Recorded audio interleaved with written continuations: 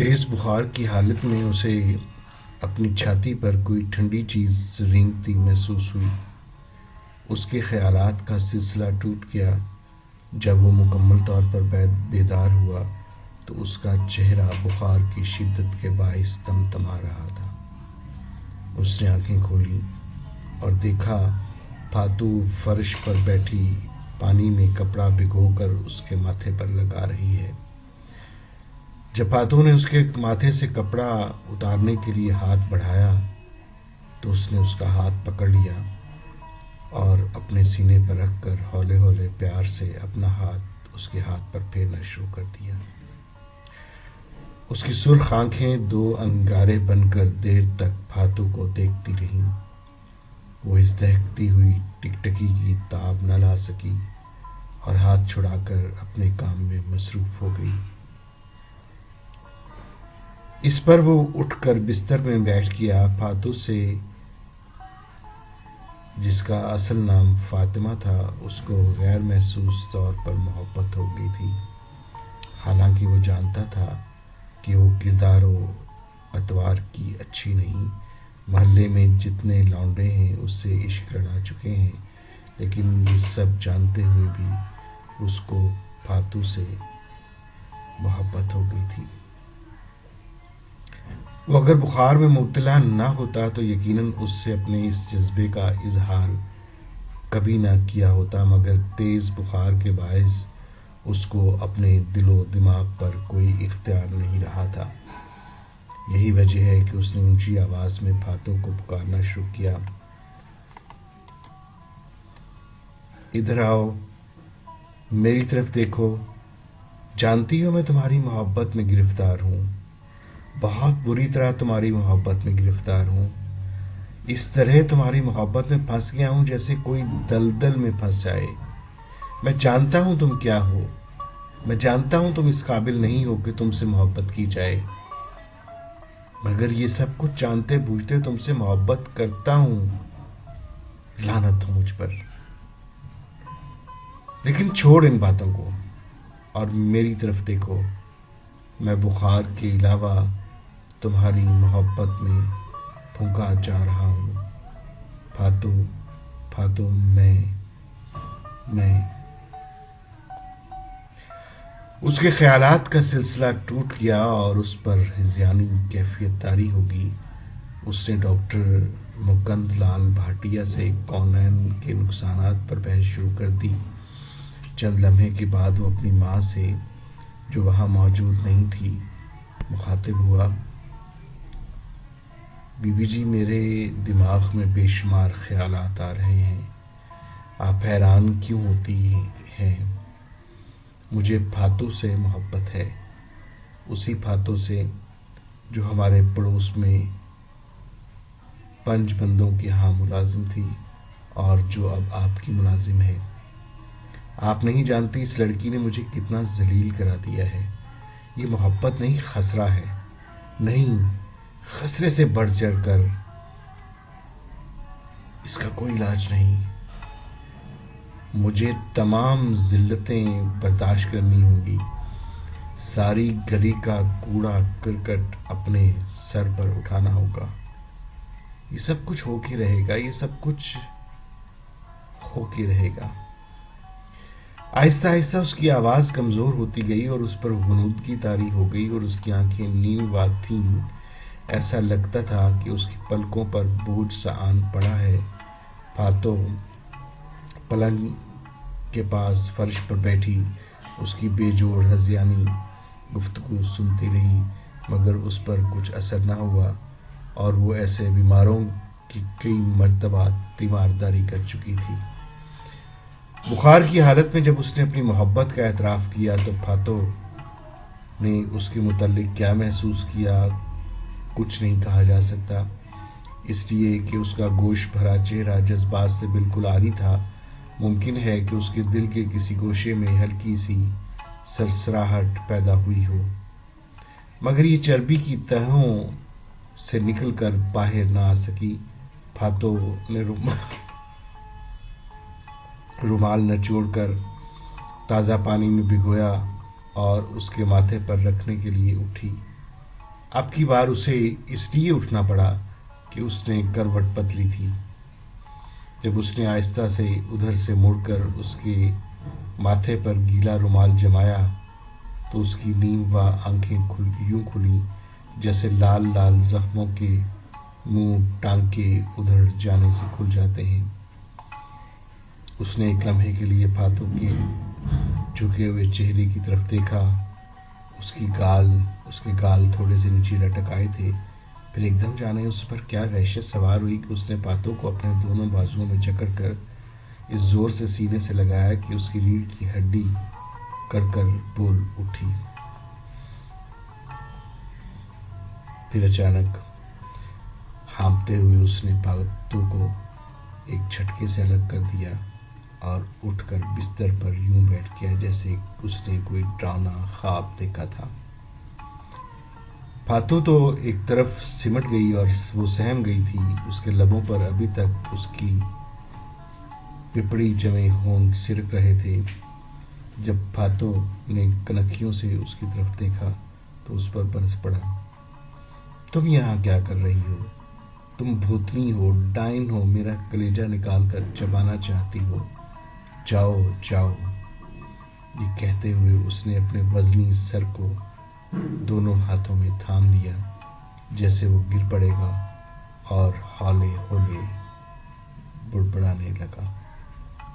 फातू, मुझे माफ कर दो। मुझे कुछ मालूम नहीं कि मैं क्या कह रहा हूँ।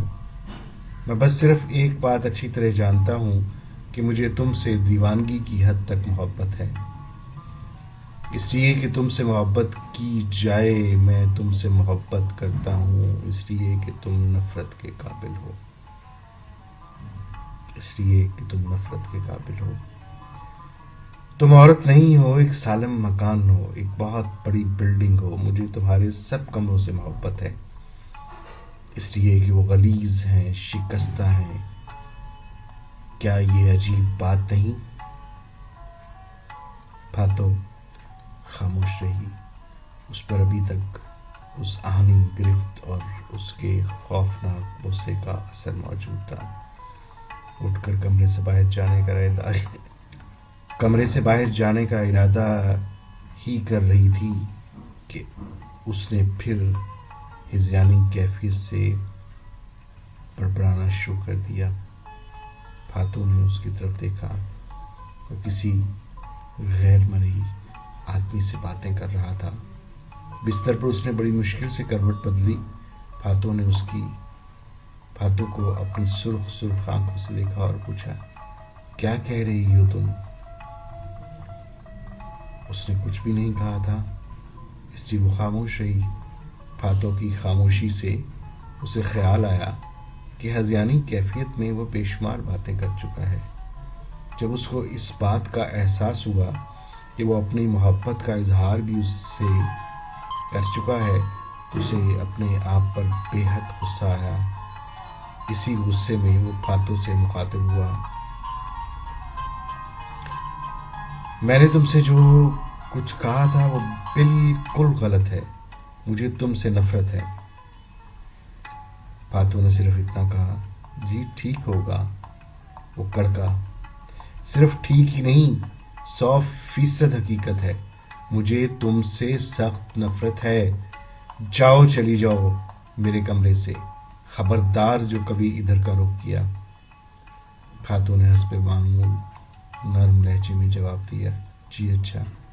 ये कहकर वो जाने लगी कि उसने उसे रोक लिया। ठहरो, एक बात सुनती जाओ। फरमाइए। नहीं, मुझे कुछ नहीं कहना है, तुम जा सकती हो। फातू ने कहा, मैं जा तो रही थी, आपने खुद मुझे रोका। ये कहकर उसने बर्तन उठाए और कमरे से निकलने लगी, मगर उसने फिर उसे आवाज़ देकर रोका। ठहरो, मैं एक बात तुमसे कहना भूल गया हूँ। फातू ने बर्तन तपाई पर रखे और उससे कहा, क्या बात है, बता दीजिए, मुझे और काम करने हैं। वो सोचने लगा कि उसने फातू को रोका क्यों था।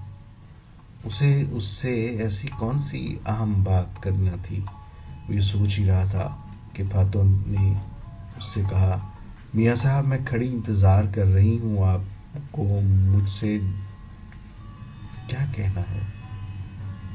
وہ بوکھلا گیا۔ مجھے کیا کہنا تھا؟ کچھ بھی تو نہیں کہنا تھا۔ میرا مطلب ہے کہنا تو کچھ تھا مگر بھول گیا ہوں۔ فاتو نے برتن تپائی پر رکھے۔ آپ یاد کر لیجئے، میں یہاں کھڑی ہوں۔ اس نے آنکھیں بند کر لی اور یاد کرنے لگا۔ اسے فاتو سے یہ کہنا تھا کہ اس کے دماغ میں بے شمار خیالات تھے۔ دراصل یہ کہنا چاہتا تھا کہ فاتو اس کے گھر سے چلی جائے، اس لیے کہ اس سے اس قدر نفرت کرتا ہے کہ وہ نفرت بے پناہ محبت میں تبدیل ہو گئی ہے۔ اس قدر نفرت کرتا ہے کہ وہ نفرت بے پناہ محبت میں تبدیل ہو گئی ہے۔ اس نے تھوڑے عرصے کے بعد آنکھیں کھولی۔ فاتو تپائی کے ساتھ کھڑی تھی۔ اس نے سمجھا کہ شاید یہ سب خواب ہے، پر جب اس نے ادھر ادھر کا جائزہ لیا تو اسے معلوم ہوا کہ خواب نہیں، حقیقت ہے۔ لیکن اس کی سمجھ میں نہیں آتا تھا کہ فاتو کیوں بت کی مانند اس کی چارپائی کے ساتھ کھڑی ہے۔ اس نے کہا، تو یہاں کھڑی کیا کر رہی ہے؟ فاتو نے جواب دیا، آپ ہی نے تو کہا تھا کہ آپ کو مجھ سے کوئی ضروری بات کہنی ہے۔ وہ چڑ گیا، جھنجھلا کر بولا، تم سے مجھے کون سی ضروری بات کہنا تھی؟ جاؤ، دور ہٹ جاؤ میری نظروں سے۔ فاتو نے تشویشناک نظروں سے اس کی طرف دیکھا۔ ایسا لگتا ہے آپ کا بخار تیز ہو گیا ہے، میں بی بی جی سے کہتی ہوں کہ ڈاکٹر کو بلا لیں۔ وہ اور زیادہ چڑ گیا۔ ڈاکٹر آیا تو میں اسے گولی مار دوں گا، اور تمہارا تو میں ان 2 ہاتھوں سے گلا گھونٹ دوں گا۔ فاتو نے اپنے لہجے کو اور زیادہ نرم بنا کر کہا، آپ ابھی گھونٹ ڈالیے، میں اپنی زندگی سے اکتا چکی ہوں۔ اس نے پوچھا، کیوں؟ بس اب جی نہیں چاہتا زندہ رہنے کو۔ میاں صاحب، آپ کو معلوم نہیں میں یہ دن کیسے گزار رہی ہوں، اللہ کی قسم ایک ایک پل زہر کا گھونٹ ہے۔ خدا کے لیے آپ میرا گلا گھونٹ کر مجھے مار دیجیے۔ وہ لحاف کے اندر کانپنے لگا۔ فاتو جاؤ، مجھے تم سے نفرت ہے۔ فاتو نے بڑی معصومیت سے کہا، میں جانے لگتی ہوں پر آپ مجھے روک لیتے ہیں۔ اس نے بھنا کر کہا، کون حرامزادہ تجھے روکتا ہے؟ جا، دور ہو جا۔ فاتو جانے لگی تو اس نے اسے پھر روک لیا۔ ٹھہرو۔ وہ ٹھہر گئی۔ فرمائیے۔ تم نہایت واہیات عورت ہو، خدا تمہیں غارت کرے۔ جاؤ، اب میری نظروں سے غائب ہو جاؤ۔ فاتو برتن اٹھا کر چلی گئی۔ 1 مہینے بعد محلے میں شور مچا کہ فاتو کسی کے ساتھ بھاگ گئی ہے۔ سب اس کو برا بھلا کہہ رہے تھے۔ عورتیں خاص طور پر اس کے کردار میں کیڑے ڈال رہی تھیں، اور فاتو اپنے میاں صاحب کے ساتھ کلکتے میں ازدواجی زندگی بسر کر رہی تھی۔ اس کا شوہر ہر روز اس سے کہتا تھا، فاطمہ مجھے تم سے نفرت ہے، اور وہ مسکرا کر جواب دیتی، یہ نفرت اگر نہ ہوتی تو میری زندگی کیسے سنورتی؟ آپ مجھ سے ساری عمر نفرت ہی کرتے رہیے۔ شکریہ۔ افسانہ پسند آیا ہوگا۔